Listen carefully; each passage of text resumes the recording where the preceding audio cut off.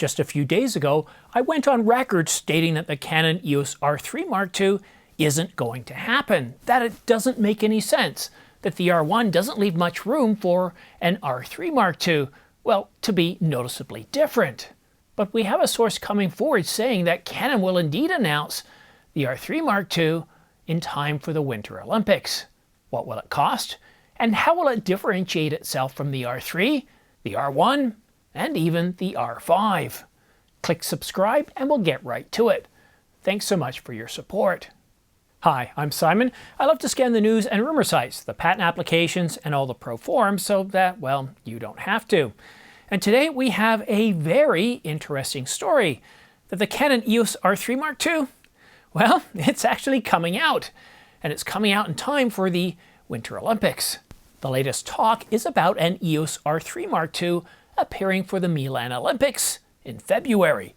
Canon always makes a splash ahead of the summer and winter games. We saw the EOS R1 development announcement ahead of last summer's Olympics in Paris, and the camera was front and center with professionals there.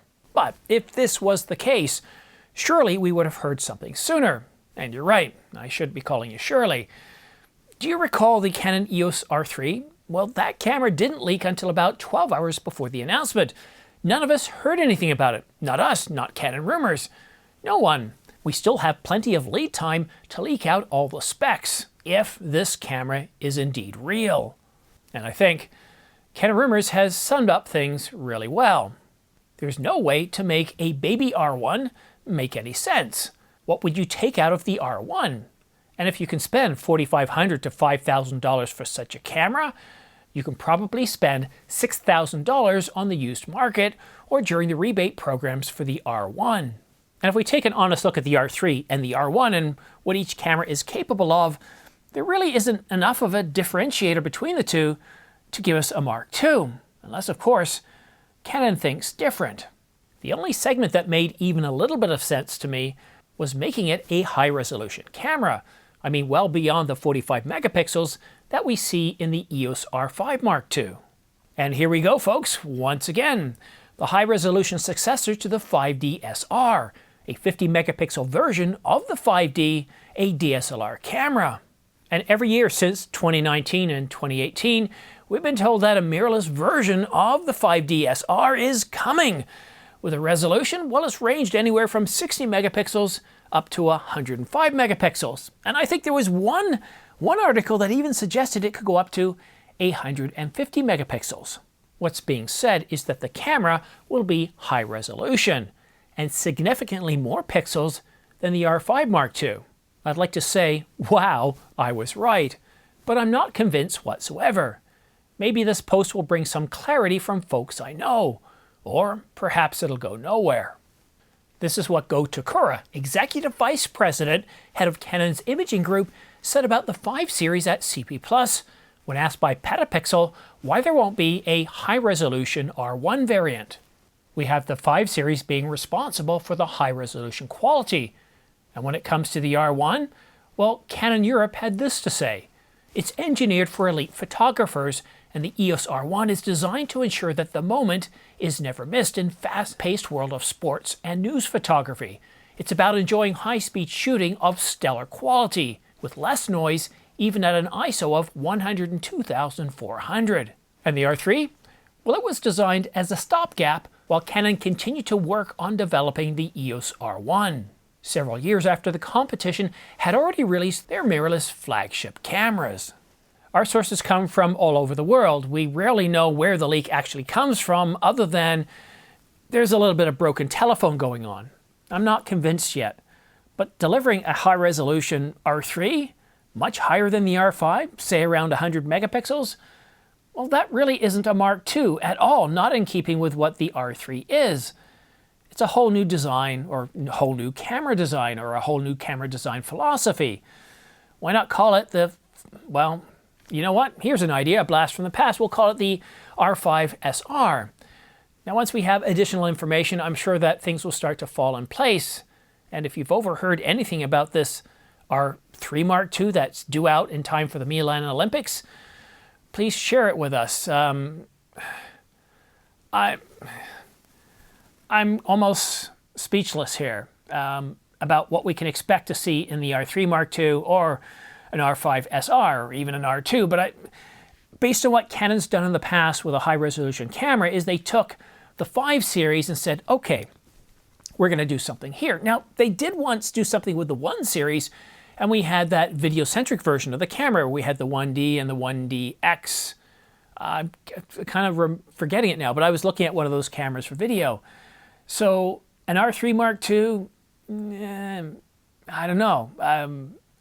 It seems like a completely new camera design philosophy, as I just said. I'm not so sure about that. And a high-resolution camera, I can see basing it off of the R5. So if you've come across anything, if there's anything that you can share with me, please email me at simondyates@gmail.com so I can share it with my viewers. This is, you know, I don't know anything about the source from Canon Rumors. I don't know if it's a trusted source, but without further validation at this point, I don't believe it. I don't believe that we're going to get an R3 Mark II because the R3 when it came out was $59.99, only $500 less than the 1DX Mark III. So if Canon's going to play around with the same price point or very similar price point, we're looking at around $6,000 for the R3 Mark II. Only $300 less than the R1. See, we're starting to run into problems already in pricing. So no, it couldn't be, it would have to be discounted compared to the, whatchamacallit, the I'm not well today, I've got a migraine, so bear with me here.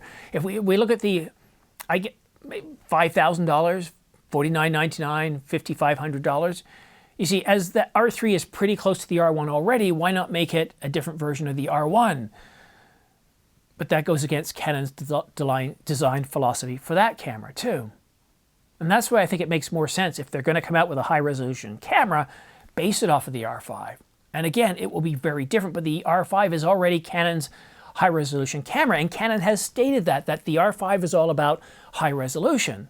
So if we're going to bump the resolution even higher, yeah, taking that R5, giving us a CF Express Type B card, and Canon give us 2 CF Express Type B cards, increasing the resolution, and obviously we're not going to get 30 frames per second, but I think that would make a whole lot more sense. So hopefully our sources can come forward and tell us, provide us with some information. I've already heard from some of my sources, and they said they've heard absolutely nothing about this.